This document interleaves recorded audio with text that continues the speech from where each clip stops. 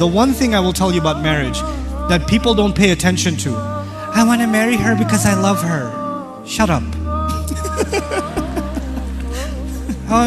Because I want to marry him for deen. You're not marrying a beard. You're marrying a human. It's a person.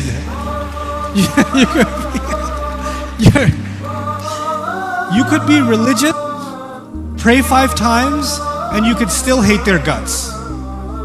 Just because someone is practicing their deen does not make them a good person in every other way. There are plenty of people that have an anger problem and they go to Hajj every year, but they still have an anger problem.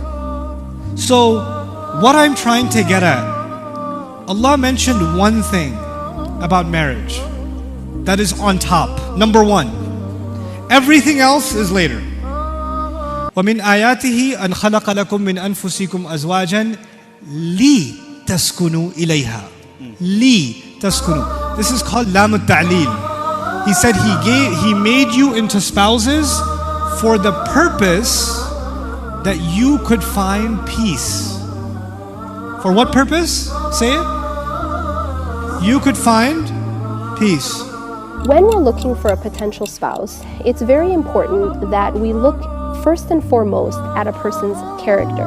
Now when I say character, includes deen, but also something beyond deen. So sometimes when we look for a potential spouse, we might only look at surface characteristics of deen. For example, the person has a long beard and dresses a certain way, or the sister dresses a certain way, and therefore we consider that person has deen. We have to look deeper than only the external when we look for character. Character includes deen, it includes a person's practice, but it also includes a person's manners, includes how a person behaves. The Prophet ﷺ told us, خَيْرُكُمْ خَيْرُكُمْ لِأَهْلِهِ. So the Prophet ﷺ has actually given us a criteria to know who is the best. And that criteria is this: the best of you are the best to their families. Number 1 is peace. Now, what does that mean? That means when you love someone, but sometimes you can love someone without respecting them. You can love someone without being honest to them. You can love someone without caring for them properly.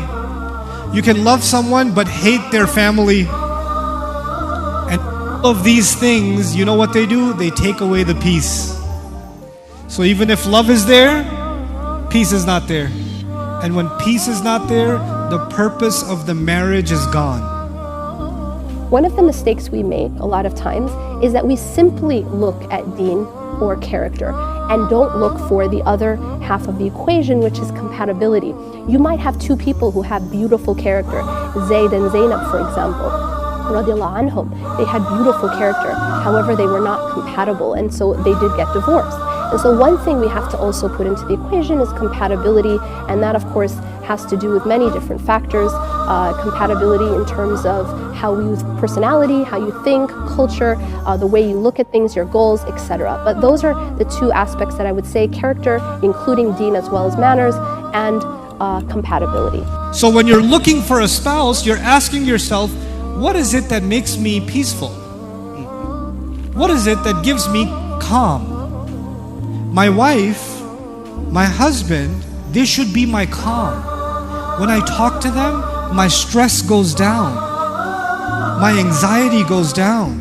My anger disappears. That's the kind of person I want to marry. Now, if you're talking to someone and already there's drama, there's already a temper problem, there's already attitude, there's already difficulty in communication, and you're ignoring it because you love him too much, then you're not going to have peace later. You're simply not going to have it.